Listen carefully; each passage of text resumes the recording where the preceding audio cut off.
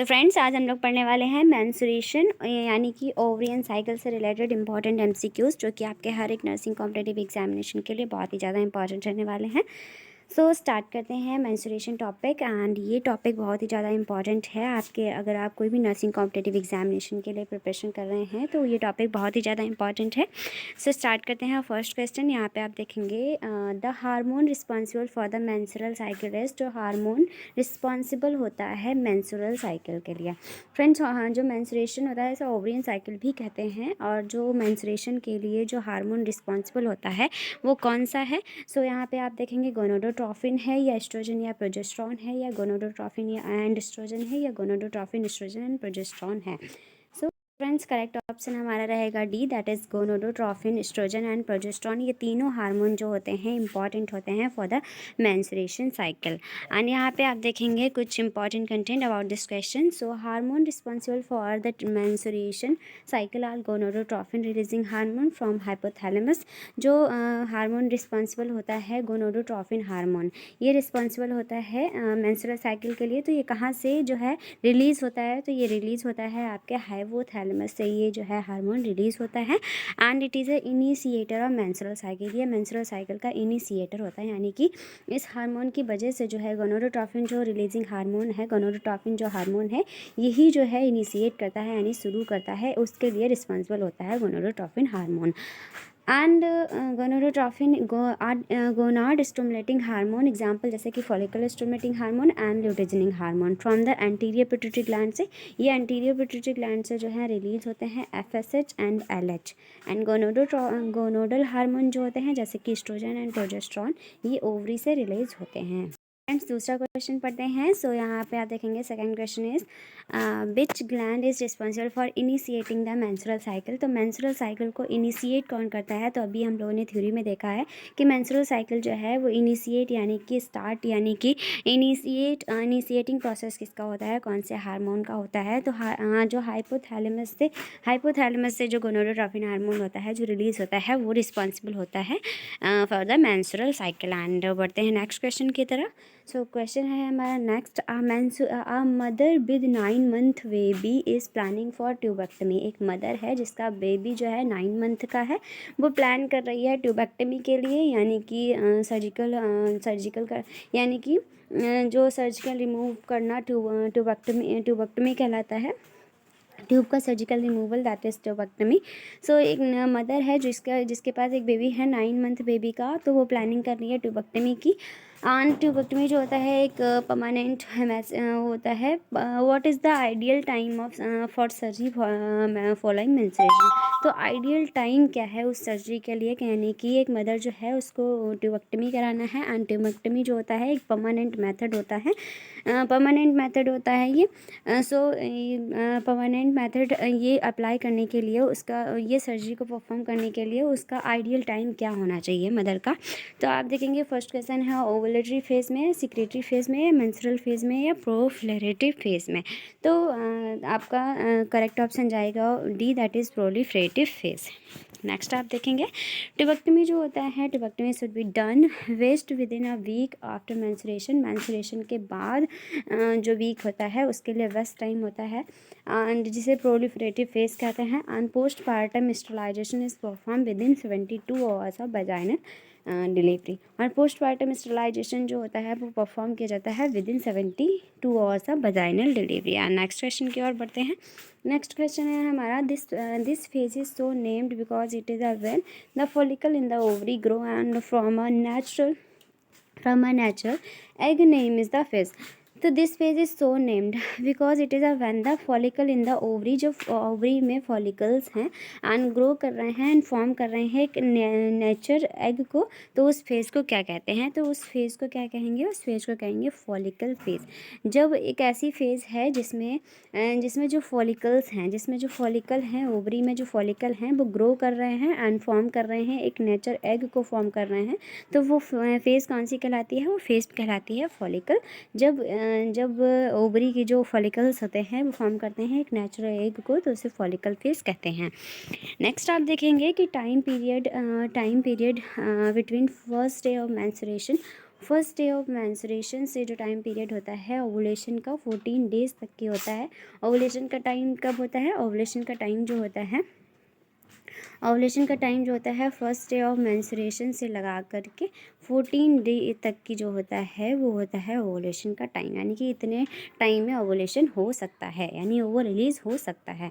सो जिसे क्या कहते हैं, जिसे फॉलिक्यूलर और प्रोलिफरेटिव फेज भी कहते हैं। इस टाइम को जो है फॉलिकुलर या प्रोलिफरेटिव फेज भी कहते हैं। In which follicle in the ovary grow and form a natural, जिसमें क्या होता है फॉलिकल्स जो होते हैं ओवरी के वो ग्रो करते हैं, एक नेचुरल एग बनाते हैं by the effect of follicle stimulating. कौन से किस इफेक्ट की वजह से, यानी कि कौन से हार्मोन की वजह से? FHS जो हार्मोन होता है उसकी वजह से।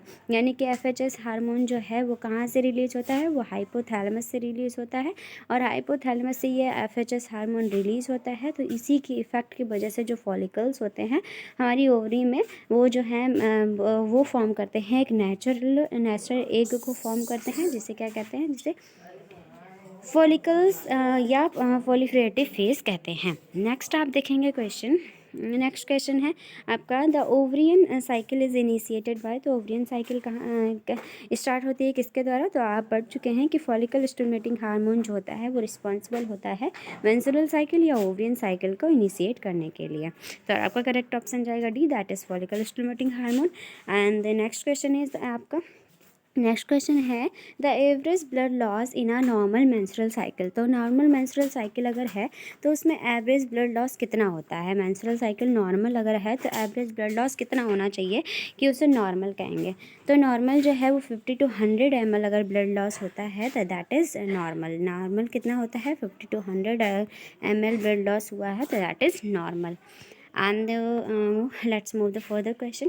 आप यहाँ पे देखेंगे कि एवरेज अमाउंट जो है ब्लड लॉस का ड्यूरिंग पीरियड 30 से 30 to 40 ml लिखा है।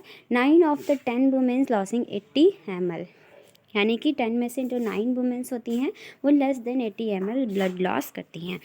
नेक्स्ट मूव करते हैं नेक्स्ट क्वेश्चन की ओर। So constant phase in a menstrual cycle is. तो मेंस्ट्रुअल साइकिल में जो कंस्टेंट फेज होता है वो कौन सा होता है? कंस्टेंट फेज किसे कहते हैं? तो कंस्टेंट फेज कहते हैं ल्यूटियल फेज को। नेक्स्ट आप देखेंगे important content about this question. So पढ़ते हैं कि यहाँ पे पीरियड बिटवीन ओवुलेशन यानी कि 1 से लगा के, यानी कि मेंस्ट्रुएशन जब से स्टार्ट होता है फर्स्ट डे ऑफ मेंस्ट्रुएशन से लगा करके 14 डे तक की, फर्स्ट डे ऑफ मेंस्ट्रुएशन से लगा के 14 डेज़ तक की जो है वो ओवुलेशन का फेज़ होता है। सो 14 डेज़ तक की to beginning of the next menses, जब तक नेक्स्ट मेंसेस स्टार्ट होता है तो उसे सिक्रेटरी फेज़ कहते हैं। तो उसे क्या कहते हैं? तो उसे सिक्रेटरी फेज़ कहते हैं, या पोस्ट ओवुलेटरी फेज़ कहते हैं, या ल्यूटियल फेज़ कहते हैं। सो आप देखेंगे यहाँ पे कि फॉलिक्यूलर फेज़ कब तक के कहा जाता था कि first day of menstrual cycle से जो है 14 डेज़ तक की जो होता है वो फॉलिकल या ओवुलेटरी फेज़ कहते हैं, या प्रोलिफरेटिव फेज़ कहते हैं। एंड उसके बाद जो है वो नेक्स्ट मेंसेस, जिसे क्या कहते हैं? सिक्रेटरी फेज़ कहते हैं। फिर 14 डेज़ से लगा करके और 14 यानी कि 15 डेज से लगा के 28 डेज़ तक की जो फेज़ होता है ये वो पोस्ट ऑपरेटरी फेज़ या ल्यूटियल फेज़ या सिक्रेटरी फेज़ कहते हैं। So secretory phase is the most constant part of the female reproductive system. So secretory phase जो होता है मोस्ट कंस्टेंट पार्ट होता है फीमेल रिप्रोडक्टिव साइकिल का। And length of this phase is fixed, और इस जो फेज़ की लेंथ होती है वो फिक्स्ड होती है। लगभग जो है 14 डेज़ की सिक्रेटरी फेज़ रहती है। सो इन 36 days cycle ovulation occur on 22 days. इसलिए अगर 36 डेज़ की अगर साइकिल है तो 22 डे पर जो है 22 तक की जो है ओवुलेशन हो सकता है। नेक्स्ट आप देखेंगे कि ovulation in a female within 36 cycle occurs between. तो ओवुलेशन जो है एक फ़ीमेल में जिसकी साइकिल कितनी है? 36 डेज़ की है साइकिल उसकी। एक फ़ीमेल की जो है ओवुलेशन की जो साइकिल है, जो मेंस्ट्रुअल साइकिल है वो कब की है? 36 डेज़ की है। तो उसका ओवुलेशन कब होना चाहिए? तो आपका यहाँ पे आप करेक्ट ऑप्शन में जाएंगे कि 20 to 24 डे में जो है ओवुलेशन होना चाहिए। नेक्स्ट आप देखेंगे क्वेश्चन। सो नेक्स्ट क्वेश्चन है आपका the phase in which lining cells of the ovarian follicle, जो ओवरियन फॉलिकल की जो लाइनिंग सेल्स होती हैं are stimulating by luteinizing hormone, जो ल्यूटेनिंग हार्मोन की वजह से स्टिमुलेट होती है। So to develop the corpus luteum, वो डेवलप क्या करती हैं, कॉर्पस ल्यूटियम को डेवलप करती हैं, क्या प्रोड्यूस करने के लिए, प्रोजेस्टेरोन एंड एस्ट्रोजन। तो उसे क्या कहते हैं, तो उसे कहते हैं सिक्रेटरी फेज। क्या कहते हैं उसे सिक्रेटरी फेज कहते हैं। नेक्स्ट क्वेश्चन की ओर मूव करते हैं। नेक्स्ट क्वेश्चन को पढ़ने से पहले हम देखेंगे कुछ इंपॉर्टेंट कंटेंट कि ड्यूरिंग सिक्रेटरी फेज के दौरान क्या होता है, ovulation to beginning of next cycle during secretory phase कब से कब तक की होती है, जो सिक्रेटरी फेज यानी कि जो फॉलिकल फेज होती है, यानी कि first day of menstrual cycle से लगा के 14 डेज़ तक की क्या होती है, फर्स्ट डे ऑफ मेंस्ट्रुएशन से लगा के 14 डेज़ तक की क्या होती है, ओवुलेशन फेज होती है। एंड देन 15 से लगा के 28 डेज़ तक की क्या होती है, 28 डेज तक की जो होती है वो सिक्रेटरी फेज होती है। So and during secretory phase follicle ovarian follicle after ovulation transfer, तो ये उसके बाद ये ट्रांसफ़र किसके करते हैं, कॉर्पस ल्यूटियम में ट्रांसफ़र करते हैं। By the influence of luteinizing hormone के इन्फ्लुएंस की वजह से, जिसे क्या कहते हैं, which secrete progesterone and estrogen, जो सिक्रीट क्या करते हैं, देन प्रोजेस्टेरोन एंड एस्ट्रोजन को सिक्रीट करते हैं।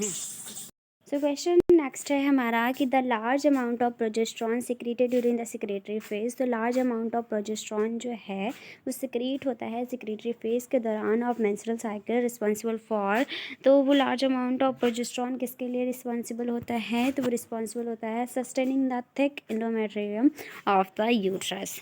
एंड नेक्स्ट क्वेश्चन की ओर बढ़ेंगे कि क्रॉक स्क्रू शेप्ड इंडोमेट्रियल ग्लैंड जो है वो देखी जाती है किस में, सो क्रॉक स्क्रू शेप्ड इंडोमेट्रियम ग्लैंड जो है वो देखी जाती है अर्ली सिक्रेटरी फेज में, जो है corkscrew shaped endometrium gland देखी जाती है। ड्यूरिंग अर्ली सिक्रेटरी फेज जो है growth of endometrium gland by influence of progesterone and estrogen increase and also filled with glycogen, so it become corkscrew shaped. Next question की ओर बढ़ेंगे। If the women does not nurse her child, if the woman does not nurse her child, the menstrual flow will probably resume within, तो इसका correct option आपका जाएगा 6 to 8 weeks after delivery. So next question की ओर move करते हैं। And next है the onset, next आपका क्वेश्चन है the onset of menstruation is called, तो मेंस्ट्रुएशन का ऑनसेट होना तो उसे क्या कहते हैं, सो उसे मेनार्के कहते हैं। नेक्स्ट क्वेश्चन है permanent session of menstruation is, तो परमानेंट मेंस्ट्रुएशन का ख़त्म होना क्या कहलाता है, मेनोपॉज कहलाता है। नेक्स्ट है इंडोक्राइनोलॉजिकल चेंजेस अकरिंग ड्यूरिंग मेनोपॉज के दौरान जो है इंडोक्राइनोलॉजिकल जो चेंजेस देखने को मिलते हैं मेनोपॉज के दौरान, तो इनमें कौन कौन से चेंजेस हैं किसी एक को छोड़ के, तो जो आपका फॉल इन सीरम एस्ट्रोडियल लेवल ये भी सही है, एंड LH हार्मोन लेवल जो है वो भी बढ़ता है, एंड जो एंड्रोजन का लेवल होता है वो भी बढ़ता है, बट FSH का लेवल जो है फॉल नहीं, ये भी जो है इंक्रीज होता है। नेक्स्ट आप देखेंगे कि फिजियोलॉजिकल कॉज जो रहता है मेनोपॉज का, वो जो है इसमें जो ओवरियन हार्मोन्स होते हैं वो डिक्रीज़ होता है, उनका लेवल जो है वो डिक्रीज़ होता है, एंड एस्ट्रोजन एंड प्रोजेस्टेरोन का हार्मोन भी जो है प्रोजेस्टेरोन ये भी हार्मोन जो हैं वो डिक्रीज़ होते हैं।